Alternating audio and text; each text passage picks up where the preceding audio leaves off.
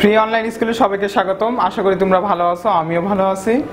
রসায়ন প্রথম পত্রের গুণগত রসায়নের উপর আজকে পর্ব হচ্ছে 12তম পর্ব। আজকে আমরা আলোচনা করব বোর পরমাণু মডেল ও হাইড্রোজেন পরমাণুর বর্ণালী। ঠিক আছে, তাহলে তোমাদের বিগত পর্বগুলোতে শুরুতেই একেবারে 5-6 এর মধ্যেই আমি শিখাইছিলাম যে n-তম কক্ষপথের জন্য শক্তি, n-তম কক্ষপথে শক্তি। ঠিক আছে, তাহলে En যেহেতু n-তম, তাহলে En ইকুয়াল টু কি 2 pi square m z square e to the power 4 n square h square. Okay, যেখানে m টা হচ্ছে একটা ইলেকট্রনের ভর 9.1 ইনটু 10 পাওয়ার কত -28 গ্রাম। সিজিএস ইউনিটে আমরা অবশ্যই রাখবো সবগুলা। তাহলে জেড হচ্ছে পারমাণবিক সংখ্যা, আর হচ্ছে তোমার হচ্ছে ইলেকট্রন চার্জ, যেটা ইএসইউ ইউনিটে থাকবে, ইলেকট্রোস্ট্যাটিক ইউনিট, অর্থাৎ 4.8 ইনটু 10 পাওয়ার কত -10। আর এন হচ্ছে কক্ষপথের সংখ্যা, আর এইচ তো তোমরা জানো প্লাঙ্ক কনস্ট্যান্ট 6.624 ইনটু 10 পাওয়ার কত -27 আর্ক সেকেন্ড। এই ছিল। তাহলে n-তম কক্ষপথের শক্তি En equal to 2 pi square mz mz square e to the power 4 divided by n square h square. Okay, এবার মনে করো n1-তম কক্ষপথের, ঠিক আছে, তম কক্ষপথের শক্তি। তাহলে তোমরা কি লিখবা? E1, তাহলে লিখবা -2 pi square m z square e to the power 4 divided by কি n1 স্কয়ার বাই কি h স্কয়ার। ওকে, এবার n2-তম কক্ষপথের শক্তি E2,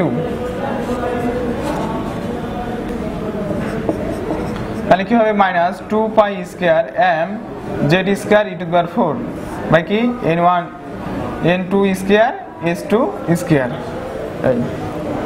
এখন যদি হাইড্রোজেন পরমাণুর ক্ষেত্রে এটা ক্যালকুলেশন করা যায়, তাহলে হাইড্রোজেন পরমাণুর ক্ষেত্রে জেটের মান কত? Only 1।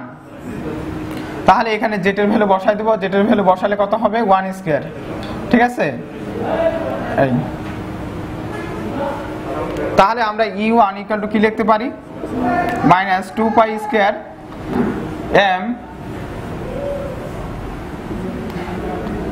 e to the power 4 divided by কি n1 স্কয়ার h স্কয়ার, এবং E2 ইকুয়াল টু কি লিখতে পারি? -2 pi square m e to the power 4 n2 square h2 h square.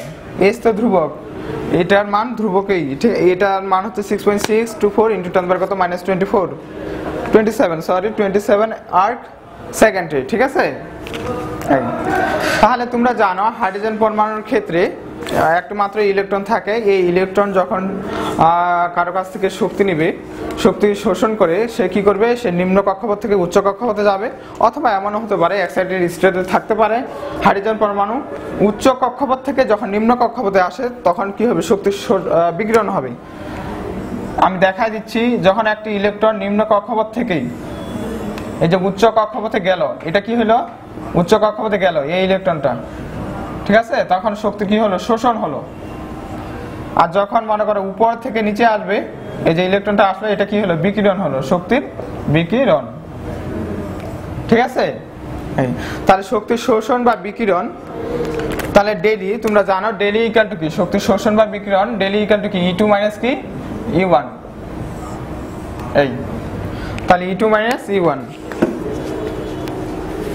তাহলে আশা করি বুঝতে পারছো শক্তি শোষণ বা বিকিরণ daily equal to E2 minus E1। তাহলে আমরা এখানে একটু কাজ করার চেষ্টা করব। ডেলি ইকুয়াল টু কি? তাহলে E2 মাইনাস E1। ওকে, E2 এর ভ্যালু এখানে কতটুকু দেওয়া আছে দেখো, -2 pi square m e to the power 4 divided by কি n2 square h square -2 pi square, সূত্রের মাইনাস, কিন্তু সূত্রের মাইনাস, এখানে কি ছিল? সূত্রে ছিল মাইনাস, আর এখানেও আছে মাইনাস, মাইনাসে কি হয়ে যাবে? প্লাস। তাহলে 2 pi square m e to the power 4 divided by কি n1 স্কয়ার h স্কয়ার। ঠিক আছে, তাহলে আমাদের ক্যালকুলেশনের সুবিধার্থে আমরা একটা কাজ করব, যে প্লাসটাকে আগে নিব। দেখো এখানে প্লাস, এটা, তাহলে এই প্লাসটাকে আগে নিব। হ্যাঁ, তাহলে আমাদের সুবিধা হবে।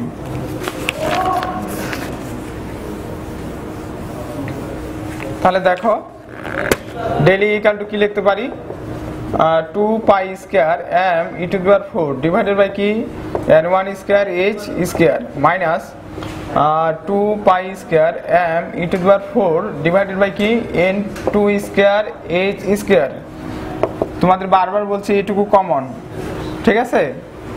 তাহলে এই কমনটুকু আমি কি করতে পারি 2 pi square m e to the power 4 h square common নিয়ে নিতে পারি, ঠিক আছে?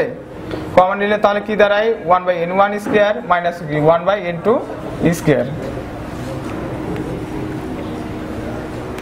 ওকে, তাহলে তোমরা এখন জানো যে ডেল ইকুয়াল টু কি জানো h নিউ ইকুয়াল টু কি 2 pi square m e to the power 4 divided by কি h স্কয়ার, হ্যাঁ 1 বাই কি n1 স্কয়ার 1/n2 স্কয়ার। এই নিউ ইকুয়াল টু কি তাহলে c বাই ল্যামডা, তাহলে 2 pi square m e to the power 4 divided by কি h square 1/n1 square minus 1/n2 square. তাহলে এটা আর দরকার নেই, এটা মিশিয়ে দিলাম। ওকে, তাহলে আমাদের মেন টার্গেট হচ্ছে 1/λ রাখা। এগুলা কি গুণ অবস্থায় আছে, ওই পাশে যাই ভাগ হয়ে যাবে। তাহলে 2 pi square m e to the power 4 divided by কি এখানে ডিভাইডেড বাই হচ্ছে c h, এই যে দেখো সিটা ওই পাশে যাই ভাগ হয়ে গেল, এখানে h2 ছিল h স্কয়ার ছিল, এখানে h আরো যাই ভাগ হয়ে গেল, তাহলে কি হবে c h cube 1/n1 square minus 1/n2 square. তাহলে আমরা 1/λ ইকুয়াল টু কি জানলাম 2 pi square m e to the power 4 divided by c h cube 1/n1 square minus 1/n2 square. বুঝতে পারছো? এই তাহলে এটা থেকে আমরা আরো অনেক কাজ আছে, এটা থেকে অনেক কিছু শেখার আছে। তাহলে এটা ভালো করে মেমোরাইজ করো এটা। এখন দেখো এই তোমরা জানো যে 1/λ ইকুয়াল টু কি লিখতে পারি নিউ বার। তাহলে নিউ বার ইকুয়াল টু কি 2 pi square m e to the power 4 divided by কি c h cube 1/n1 square minus 1/n2 square, ঠিক আছে? এই তাহলে এটার ক্যালকুলেশন করলে একটা স্ট্যান্ডার্ড ভ্যালু আসবে, এই ভ্যালুটা তোমাদের মুখস্থ রাখতে হবে। আর এটাকেই বলা হয় রিডবার্গ ধ্রুবক, ঠিক আছে? এটাকে সংক্ষেপে প্রকাশ করা হয় rh দ্বারা। তাহলে 1/n1 square minus 1/n2 square, ঠিক আছে? এই তাহলে নিউ বার ইকুয়াল টু কি দাঁড়ালো rh into 1/n1 square minus 1/n2 square. যেহেতু এটার কোনো চেঞ্জ হচ্ছে না হাইড্রোজেন পরমাণুর ক্ষেত্রে, ওই জন্য একটা স্ট্যান্ডার্ড ফর্মে নিয়ে আসবো, সেটাকে বলা হবে রিডবার্গ ধ্রুবক। এই ধ্রুবকটার ভ্যালু এখন নিয়ে আসবো, ক্যালকুলেশন করব। এই ক্যালকুলেশন করার পর এটা মুখস্থ রাখবো, আর জাস্ট n1 জানা লাগবে, n2 জানা লাগবে। তাহলে হাইড্রোজেন পরমাণুর ক্ষেত্রে সব বর্ণালীগুলো আমরা রেখা বা যেগুলো ক্যালকুলেশন করতে বললে আমরা পারবো।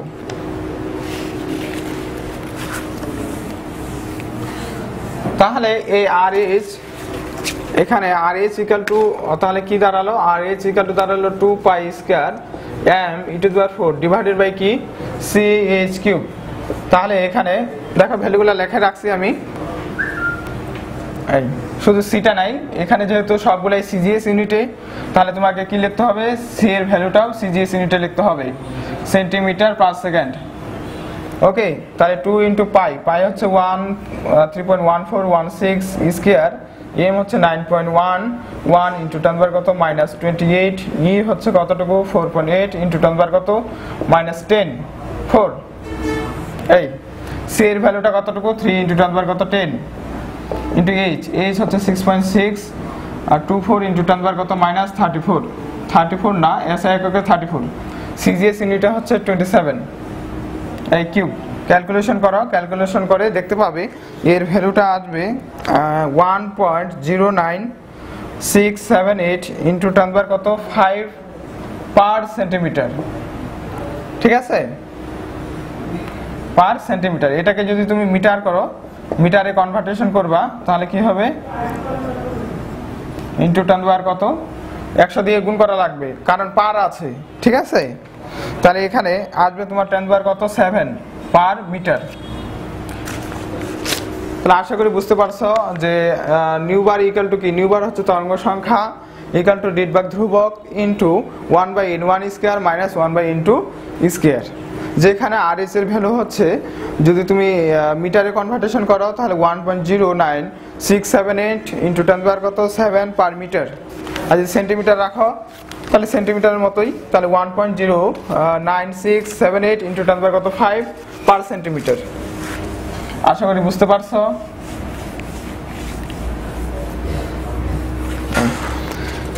তাহলে এখন আমরা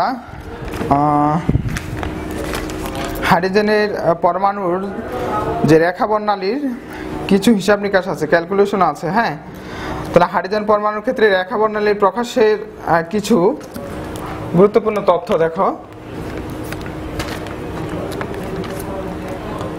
তাহলে লাইলা বলল প্রেম বোকামির ফসল। তাহলে লাইলা থেকে লিমেন সিরিজ, ঠিক আছে। বলল থেকে কি বামার সিরিজ, তোমরা এইভাবে মনে রাখতে পারো, ঠিক আছে। হাইড্রোজেনের যে যতগুলো সিরিজ আছে তার মধ্যে এইভাবে এই ছন্দটা রাখতে পারো যে লাইলা বলল প্রেম বোকামির ফসল, লাইলা থেকে লিমেন, বলল থেকে বামার, প্রেম থেকে হচ্ছে তোমার প্যাশন সিরিজ, হ্যাঁ, বোকামির থেকে হচ্ছে তোমার ব্রাকেট সিরিজ আর ফর দ্য ফ্রন্ট সিরিজ, ঠিক আছে। এখানে ফ্রন্ট সিরিজ।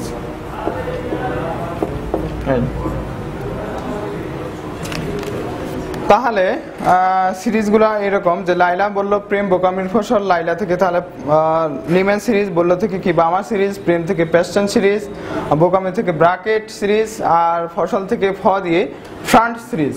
বুঝতে পারছো অবশ্যই। তাহলে লাইলা বলল প্রেম বোকামির ফসল, যেখানে লা থেকে কি লিমেন সিরিজ, ব থেকে কি বামা সিরিজ, আর প থেকে কি এখানে পেস্টন সিরিজ, আর হচ্ছে বোকামি থেকে কি হচ্ছে ব্রাকেট ফ দিয়ে ফ্রন্ট সিরিজ, ঠিক আছে। যেখানে এন এর মান, ঠিক আছে, লিমেন সিরিজের 1, এটা কত, বামার হচ্ছে 2, এটা হচ্ছে 3, এটা হচ্ছে 4, এটা হচ্ছে 5, ঠিক আছে। তাহলে এখানে সিরিয়াল মেনটেনিং করা আছে যে লিমেন সিরিজ 1, বলল থেকে বামা সিরিজ হচ্ছে 2, পেস্টন সিরিজ হচ্ছে তোমার 3, বোকামি ব্রাকেট থেকে হচ্ছে কি এন এর মান 4, ফ্রন্ট থেকে 5, ঠিক আছে। এই তাহলে এটা একটু মেমোরাইজ করো, কাজে লাগবে।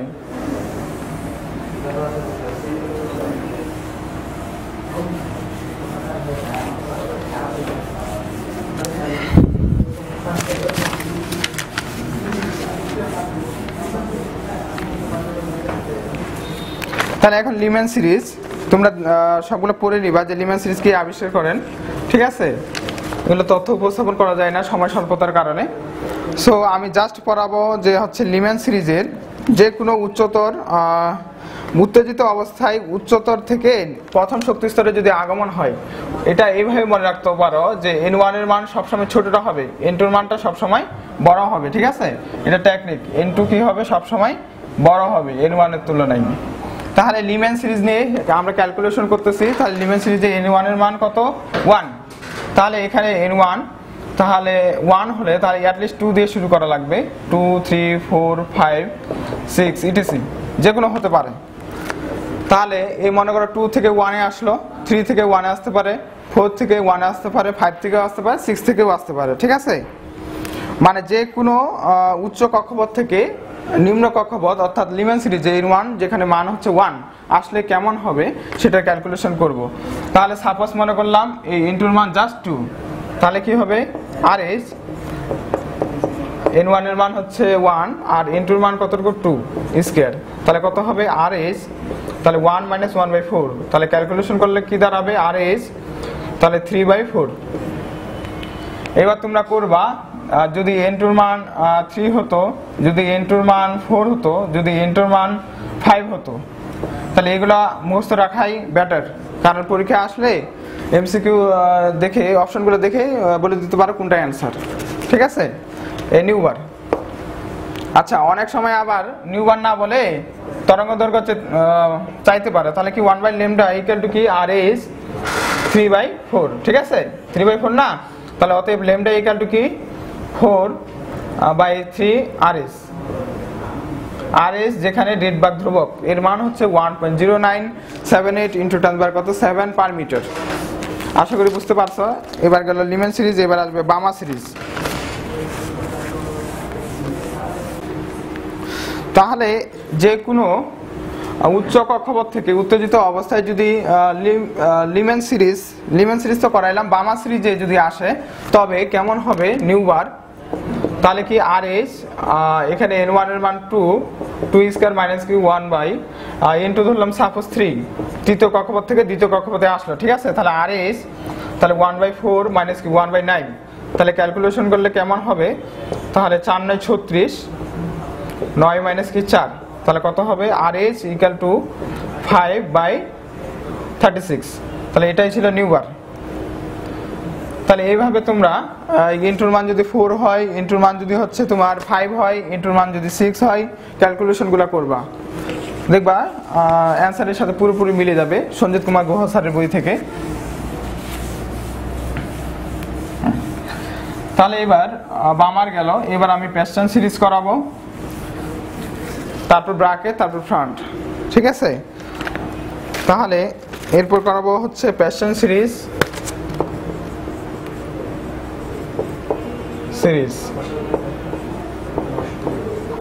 তোমরা জানো প্যাস্টার্ন সিরিজের n1 এর মান কতটুকু, প্যাস্টার্ন মানে 3, ঠিক আছে। তাহলে n2 কত হবে, এই 3 এর থেকে বড়, তাহলে 3 এর থেকে বড়, তাহলে 4 5 6 etc, ঠিক আছে। তাহলে আমরা নিউ বার ইকুয়াল টু কি জানি, আর এস 1 বাই কি n1 square minus 1 by n2 square, তাহলে আর এস তাহলে n1 এর মান কতটুকু 3 স্কয়ার, আর n2 এর মান কতটুকু 4 স্কয়ার ধরলাম সাপোজ এটা, ওকে। তাহলে আর এস তাহলে 1/3 স্কয়ার মানে 9 মাইনাস কি 1/36, তাহলে আর এস এই 36 ইনটু 9, তাহলে কি হবে 36 মাইনাস 9, তাহলে আর এস তাহলে কত হবে 27, হ্যাঁ 27 36 ইনটু 9, তাহলে এটাকে যদি কাটাকাটি করা যায় তাহলে এটা হবে 3/36, তাহলে এটা কি নিউবার। তাহলে নিউবার ইকুয়াল টু কি আসলো, আর এস 3/36, ওকে। তাহলে এরপর তোমরা n2 যদি 5 হয় তাহলে ক্যালকুলেশনটা করবা, মানে 5 থেকে যদি 3 তে আসে, মানে প্যাশন সিরিজে আসে, যদি উচ্চতর কক্ষপথ 5 থেকে যদি হচ্ছে তোমার প্যাশন সিরিজে আসে, তবে নিউবার ইকুয়াল টু কত হবে তোমরা ক্যালকুলেশন করবা, করে দেখবা, ঠিক আছে। আর যদি প্রবলেম হয় অবশ্যই আমাকে কমেন্টে জানাবা, আমি করে দেওয়ার চেষ্টা করব। তাহলে এটা ছিল প্যাশন সিরিজ।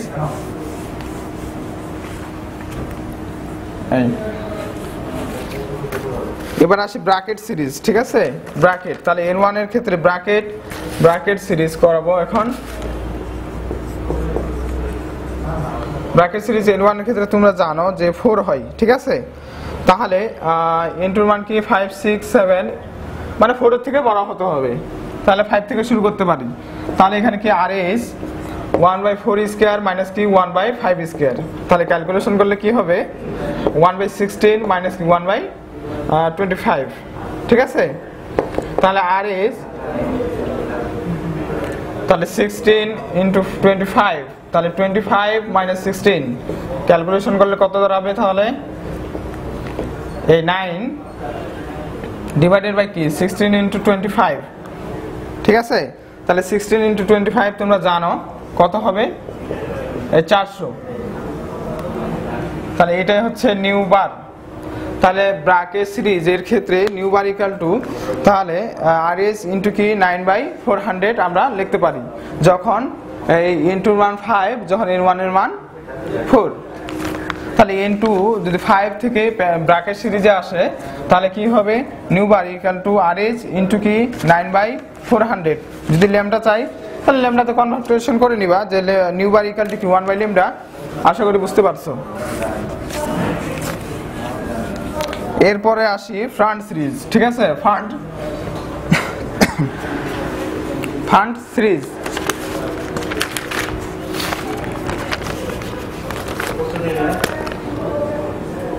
Fund series.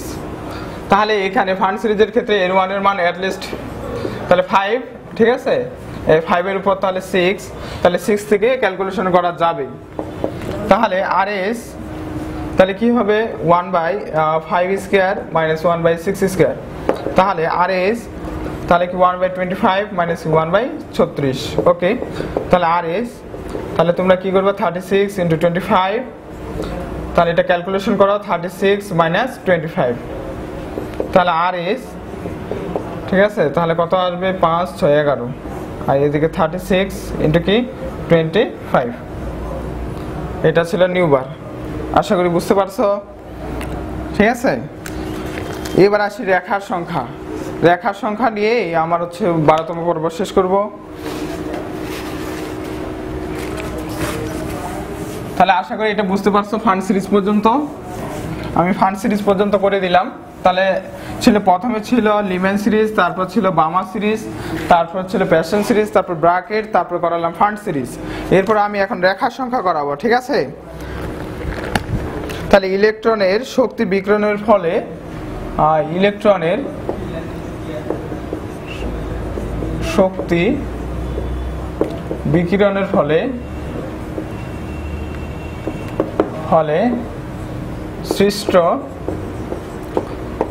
রেখার সংখ্যা সর্বাধিক দিলে ভালো হয়, সর্বাধিক রেখার সংখ্যা। তাহলে এখানে আমরা সূত্রটা জানি এমন যে n2 মাইনাস কি n2 minus n1 into n2 minus n1 plus কি 1, ঠিক আছে, ডিভাইডেড বাই 2। তাহলে যদি এমন হয় মনে করো n2 ইকুয়াল টু হচ্ছে 2 থেকে n1 এ গেল 1 এ, তাহলে কয়টি রেখা পাওয়া যাবে? বা n2 ইকুয়াল টু মনে করো 4 আর n1 হলো মনে করো 1, বা ইচ্ছা মতো ধরা যায়, ঠিক আছে। তাহলে ক্যালকুলেশন করলে যা হবে সেটাই অ্যান্সার। সাপোজ এটা ধরলাম, তাহলে কি এখানে n2 কতটুকু 2 মাইনাস কি 1, ঠিক আছে। তাহলে 2 মাইনাস 1 প্লাস 1, জাস্ট সূত্রটাতে আমি বসা দিচ্ছি ভ্যালুগুলো, এই ডিভাইডেড বাই 2, তাহলে কত হচ্ছে 1। আর এখানে তাহলে হচ্ছে 1 প্লাস 1 ডিভাইডেড বাই 2, ঠিক আছে। তাহলে 1 2 2 কেটে দিলাম, তাহলে কয়টা পাবো? জাস্ট একটি রেখা। তাহলে n2 ইকুয়াল টু 2 থেকে যদি n1 এ আসে n1 ইকুয়াল টু 1, তবে আমরা মাত্র কয়টি রেখা পাবো? যে ইলেকট্রনের শক্তি বিকিরণের ফলে সৃষ্ট সর্বাধিক রেখার সংখ্যা জাস্ট পাবো একটি। এবার যদি এমন হয় n2 equal to 4 n1 equal to কি 1, তাহলে রেখার সংখ্যা কয়টি হবে? তাহলে আমরা এখন বের করার চেষ্টা করব।